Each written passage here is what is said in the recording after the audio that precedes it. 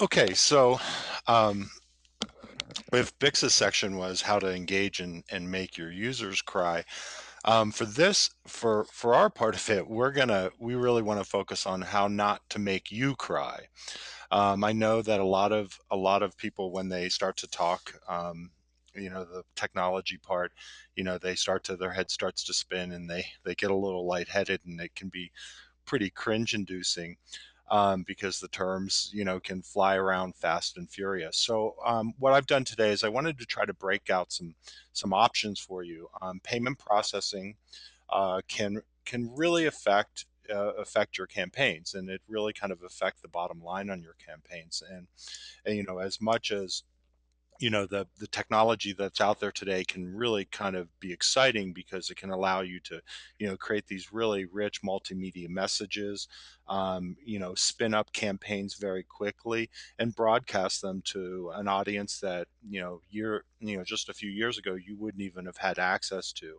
I mean, all this technology is really impressive and it's exciting, but at the same time it can also be a headache, and you need to be careful as you're starting to put together and consider how you're going to execute your campaigns. What are your options out there? And I've tried to break these into three options. There's a whole range of options, but I just tried to bring them into a nice kind of consolidated three options that you have for as far as your donation processing. Um, and a lot of you are going to be familiar with some of these, and what we want to do is talk about the sort of pros and cons of each of the options that you have out to process your donations. So, our option number one that we want to talk about is relying on a third-party provider, and there are any number of these third-party providers out there. I'm sure you're familiar with the ones that we have up on the screen, with Network for Good and also with a company called First Giving.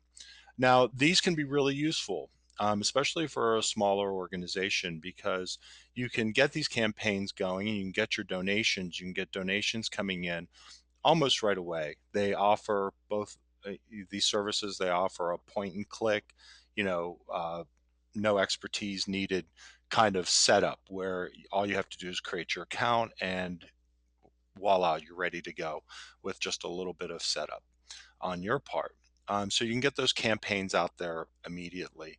Also, many of them don't require any upfront fees, so that there's no cost to get these campaigns up and running. One of the things, and the other side of it, there are some drawbacks to these, and you need to kind of consider kind of closely what your campaign objectives are and what your organizational objectives are to see which of these options are going to be the right ones for you. The first and foremost is you really have very little control over the uh, donation page process and the process that the user goes through to make those donations. And you have little ability to sort of customize that. A lot of the things that Bix was talking about, I know that she showed a number of examples, and are all the examples that Bix was talking about, none of them used a third party provider. They were all internally developed donation solutions. Uh, so you don't get a lot of control. And then, in addition to that, not having that control, you're going to expect to pay higher fees. They wrap all your donation questions, as far as merchant accounts and those kind of things, all into one platform, so that you don't have to worry about that. But at the same time, those fees are going to be higher, and generally, those fees are going to start at about 4%, and they're going to go up just depending on the provider and the services that you use from that provider.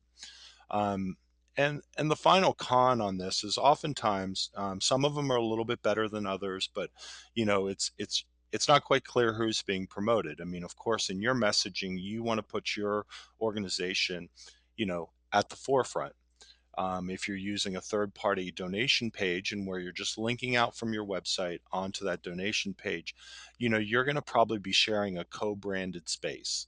You're going to be having, if it's Network for Good, you're going to have to, you'll have your logo and your information there, but those pages will also be branded with Network for Good. So there is a little bit, and you've got to determine if that's absolutely critical for your messaging.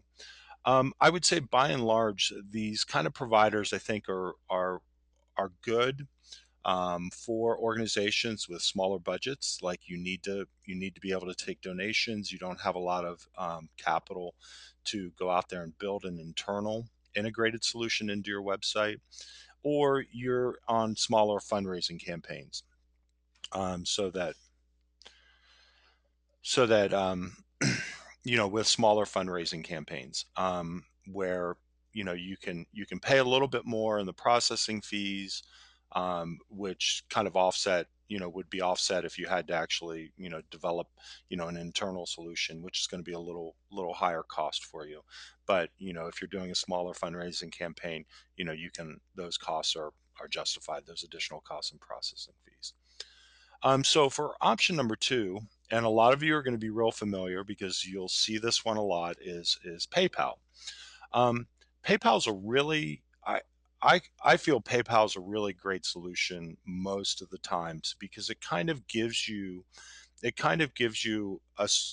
gives you a range of solutions. It allows you to do from something as simple as a donate button, just embedding a donate button, and that then goes straight out to PayPal, much like many of the other services that we talked about in option one. And you can brand it a little bit and whatever, and get your messaging in there.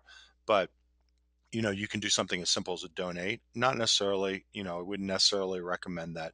All the way to really kind of a custom, what feels like a totally end-to-end custom. You can totally make an integrated experience into your website, and then the only thing the user does is to complete the final part of their transaction to process their credit card. Is they would then go to PayPal to complete that last little bit of the transaction, but everything else can be done on the website. And in addition to that, you also get some ability because of the way that PayPal works. You also can, when there's questions about, databasing your users so that you can, follow up with them, so that you can get them more information and kind of continue that relationship, as Stephanie will talk about in just a few minutes. You can do those things through PayPal. So with PayPal, you can sort of pick and choose. You can do something very simple. You can do something a lot more complex. And to me, that's a great kind of bonus because you can find where you fit and where your organization and your objectives fit on that sort of arc. Uh, PayPal is also the fees are lower. The fees are lower. The fees are lower than a lot of the third party services. The other third party services, generally PayPal's about 3%, and you pay a small nominal transaction fee per transaction, but those fees are lower. Again, PayPal wraps in, the complete, they handle all the security with those transactions, and they also handle all the processing of those transactions. So that's a big that's a big bonus with PayPal. And finally, I think as a really big pro for using PayPal is user confidence. We're a part of what we do here is we do web development, and we get asked to do all kinds of um, not so great things when it comes to processing people's secure information. And we always we get those requests. We don't ever fill those requests, but a lot of times people can ask for confidential user information to be handled in a way that's not so confidential. And from a user side of it, you really don't know. You really can't tell if something's being done correctly or not. And I always feel like PayPal, especially with, if you're trying to bring in a lot of people that don't know your organization, and kind of build that trust, PayPal just gives them that extra level of confidence when they are submitting to you their things like their credit card information and those kind of things, because you never touch those. PayPal handles all that on their own. So, I think that is another pro for PayPal. I think then on the con side of things, there are some things that PayPal that you'll have to do if you go the PayPal solution. There will be some upfront costs, and those can, range widely from a few $100s to a few $1,000s or more, depending ultimately, how custom of a solution you want to implement with PayPal. And the other con is the user's going to have to step through PayPal to complete their transaction at some juncture. In most of these campaigns, they're going to have to go through PayPal, and of course, I mean, this is a big concern. Whenever we're, from a usability standpoint, anytime anyone has to take another click, then there's the chance or the opportunity that you lose them in that process. And the fewer clicks you can have them do, the better the chance you that they'll go ahead and complete the transaction. So, that is one thing to consider as a con with PayPal. Um, who's PayPal best for? It is, I think it is for smaller and medium-sized organizations that want to do longer ongoing campaigns, and they just want more control over the entire campaign, from the messaging all the way down to the user experience with those campaigns. Uh, Again, like I said, the a lot of the campaigns that Bix was showing you in her section, those in option number one, those wouldn't be doable. And and in the PayPal option, those most of those campaigns can be accommodated with PayPal. So, the final option, and I don't want to make your eyes glaze over, and this is make your eyes glaze over, because this is going to take a little more technology to make this happen, is to create basically a standalone, completely custom donate page, and have completely custom, donation processing. And there are a number of services out there that can provide that for you, and provide most of the tools that you're going to need. One of those that we particularly like here is AuthorizeNet, because they allow you to sort of pick and choose the things that you'll need. If you already have a merchant's account set up, then you don't have to use a merchant. You can use your merchant account. You can tie it into AuthorizeNet. If you need a merchant account, you can get that from AuthorizeNet along with the gateway. Now, I will say this is, don't feel too overwhelmed by this solution, because, the the one side of this, you're going to need to probably contract with a web developer or a firm to be able to execute this solution for you. So that firm should really be able to guide you through the process, and guide you through, what your costs are going to be, all the different components and pieces that you're going to need to have or make decisions about. So, here again, complete control, from beginning to end of the process. Also, with all the data that you're collecting, there are a number of different options that you can have to do follow-ups, and you know, you really control everything about that campaign. For a lot of for larger campaigns and for larger amounts of money that you're raising, the fees can be significantly lower.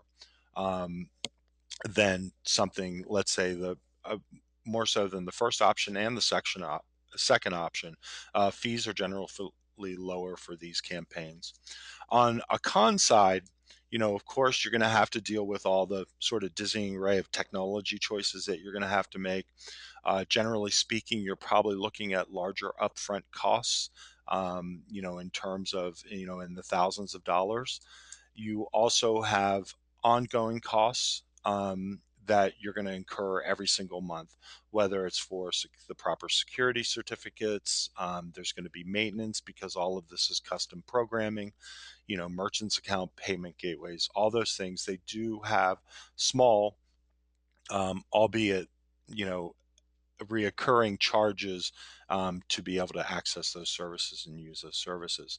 Now, generally speaking, again, it's really it's determined by your organization's objectives, and what you're attempting to do on the web. But for by and large, these are going to be best for really large campaigns.